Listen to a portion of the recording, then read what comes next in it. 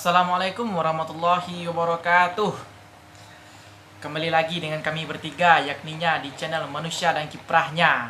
Baiklah, pada video sebelumnya kami telah mencoba membahas tentang biografi dan kiprahnya Haji Omar Syed Cokro Aminoto. Beliau adalah pendiri Syarikat Islam. Dan pada video sekarang kami akan mencoba membahas tentang biografi dan kiprahnya salah seorang murid Cokro Aminoto yang telah melakukan penyimpangan, dan penyimpangannya tersebut membuat SI atau Syarikat Islam menjadi terpecah. Dan karena muridnya tersebut, lahirlah cikal bakal komunis di Indonesia. Anda penasaran dengan video kami ini? Mari saksikan tayangan selanjutnya. Baik, yang pertama adalah biografi Semaun, yang mana Semaun lahir pada sekitar tahun 1899 di Desa Curah Malang, Kecamatan Sumobito, Kabupaten Jombang, Jawa Timur, dan ia wafat pada tahun 1971. Semaun merupakan Ketua Umum pertama Partai Komunis Indonesia. Semaun adalah anak Prawiro Atmojo, pegawai rendahan, tepatnya tukang batu di Jawatan Kereta Api. Meskipun bukan anak orang kaya maupun priayi, Semaun berhasil masuk ke sekolah Tweede Klas, sekolah Bumi Putra kelas 2, dan memperoleh pendidikan tambahan bahasa Belanda dengan mengikuti semacam kursus sore hari. Setelah menyelesaikan sekolah dasar, ia tidak dapat melanjutkan ke jenjang pendidikan lebih tinggi. Karena itu, ia kemudian bekerja di Stasport SS Surabaya sebagai juru tulis klub kecil. Haji Omar Syed Cokro Aminoto merupakan salah satu pelopor pergerakan di Indonesia dan sebagai guru para pemimpin-pemimpin besar di Indonesia. Berangkat dari pemikirannya pula lah yang melahirkan berbagai macam ideologi bangsa Indonesia pada saat itu. Rumahnya yang sempat dijadikan rumah kos para pemimpin besar untuk menambah ilmu padanya, yaitu ada namanya Soekarno, Kartosuwiryo, Alimin, Musso, bahkan Tan Malaka pernah berguru padanya. Ia adalah orang yang pertama kali menolak untuk tunduk pada Belanda. Setelah ia meninggal, lahirlah warna-warni pergerakan Indonesia yang dibangun oleh murid-muridnya. Kaum sosialis atau komunis yang dianut oleh Semaun, Musso, Alimin, sedangkan Soekarno yang nasionalis, dan Kartosuwiryo yang agamais. Ketiga muridnya itu saling berselisih menurut pahamnya masing-masing.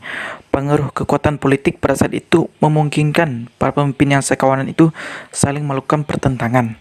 Pertentangan yang pertama yaitu dimulai dengan pemberontakan Madiun 1948 yang dilakukan Partai Komunis Indonesia karena memproklamasikan Republik Soviet Indonesia yang dipimpin langsung oleh Musso. Dengan terpaksa Presiden Soekarno mengirimkan pasukan elit TNI yakni Divisi Siliwangi yang mengakibatkan Musso sebagai pemimpin PKI itu tertembak mati. Dilanjutkan oleh Kartosuwiryo yang mendirikan Negara Islam Indonesia yang melakukan pemberontakan, dan akhirnya hukuman mati dijatuhkan oleh Soekarno kepada kawannya itu Kartosuwiryo pada tanggal 12 September 1962. Selanjutnya, Cokro Aminoto mendirikan organisasi baru yang bernama Syarikat Islam, yang sebelumnya bernama Syarikat Dagang Islam. Kenapa Cokro Aminoto merubah Syarikat Dagang Islam menjadi Syarikat Islam? Karena Syarikat Dagang Islam hanya bergerak di bidang perdagangan saja, sedangkan konflik-konflik yang terjadi di Indonesia pada saat itu bukan hanya tentang perdagangan saja. Maka atas inisiatifnya, Cokro Aminoto berusaha berdiskusi dengan Haji Samanhudi, pendiri Syarikat Dagang Islam, untuk merubah nama Syarikat Dagang Islam itu menjadi Syarikat Islam. Dan salah satu ideologi termasyhur yang dimiliki oleh Cokro Aminoto yaitu dalam Syarikat Islam yaitu semurni-murni tauhid, setinggi-tinggi ilmu, dan sepandai-pandai siasah. Pada tahun 1948, Samaun Bakri menjabat sebagai Wakil Residen Banten. Saat itu ia mendapatkan tugas dari Presiden Soekarno untuk membawa batang emas seberat 20 kg ke India, yang digunakan untuk membeli sebuah pesawat udara di sana. Akan tetapi, dalam perjalanan dari Lampung menuju Bengkulu, pesawat yang ditumpangi Samaun Bakri, Dakota RI 002, hilang kendali, sehingga jatuh di sebuah tempat.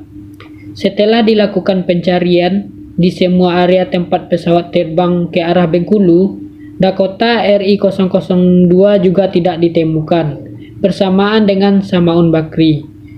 Beliau bagaikan lenyap di telan bumi.